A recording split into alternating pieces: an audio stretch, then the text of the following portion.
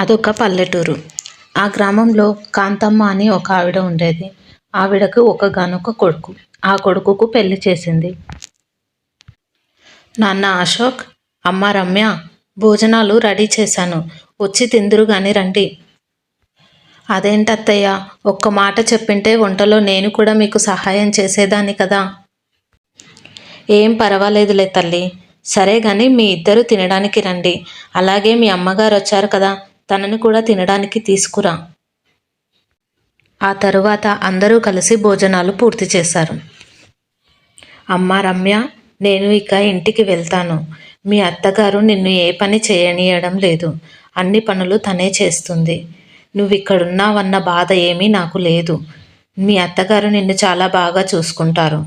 ఇక నేను వెళ్ళొస్తాను మరి. జాగ్రత్తగా ఉండు తల్లి.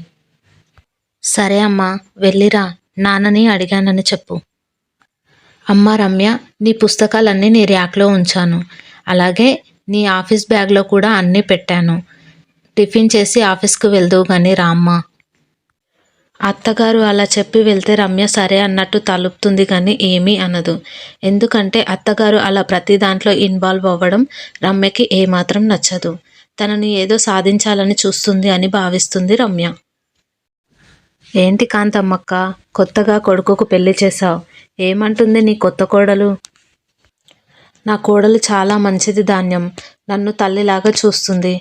అన్ని పనులు చేస్తుంది. అందరితో చాలా బాగా కలిసిపోతుంది. తను నా కూతురిలాగా అనిపిస్తుంది. నాకు కూతురు లేని లోటు తీరిపోయిందనుకో తను రావడం వల్ల.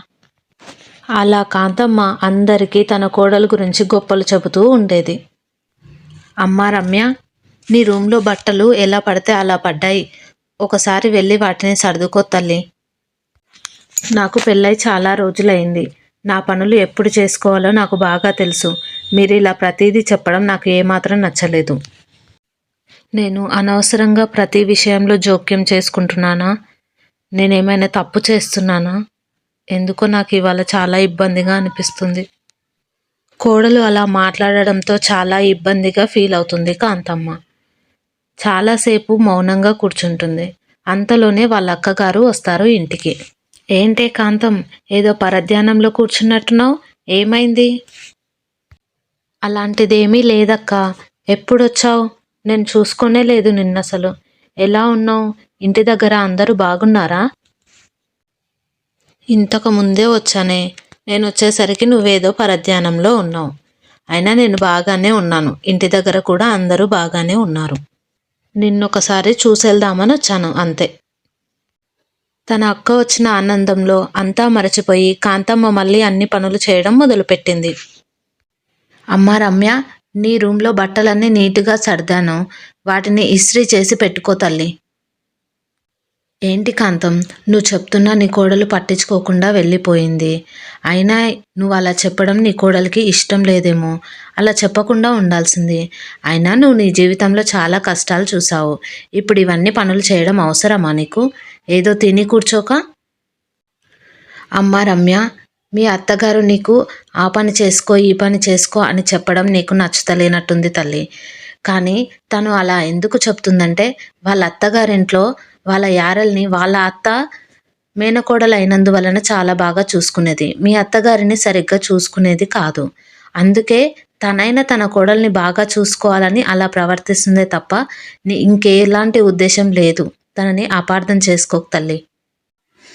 అయితే నేను మా అత్తగారిని అపార్థం చేసుకున్నాను అత్తయ్య. తనే అన్ని పనులు చేస్తుంది, నేనే పనులు చేయడం లేదు అని ఇంటి పక్కల వాళ్ళతో చెప్పడానికి అలా చేస్తుందేమో అనుకున్నాను. తను నా మీద ప్రేమతో ఇలా చేస్తుంది అనుకోలేదు అత్తయ్య. ఇక మీదట మా అత్తగారితో నేను కూడా ప్రేమగా ఉంటాను. అమ్మ రమ్య, ఫ్రిడ్జ్లో పెట్టిన పళ్ళు మురిగిపోయినట్టున్నాయి. చెడు వాసన వస్తున్నాయి. ఒకసారి చూసుకోవాలి కదమ్మా.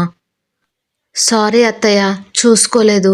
ఇక మీదట ప్రతిరోజు ఒకసారి చెక్ చేస్తానులేండి. కోడలు మంచిగా మాట్లాడడంతో ఆ అత్తగారు చాలా ఆనందపడ్డారు. అప్పటి నుండి ఇద్దరు అత్తాకోడళ్ళు కూడా కలిసిమెలిసి ఉండసాగారు. ఇది ఇవాల్టి మన కథ. కథ నచ్చితే లైక్ కొట్టండి, షేర్ చేయండి. అలాగే మన ఛానల్ని సబ్స్క్రైబ్ చేసుకొని వాళ్ళు ఉంటే సబ్స్క్రైబ్ చేసుకోండి.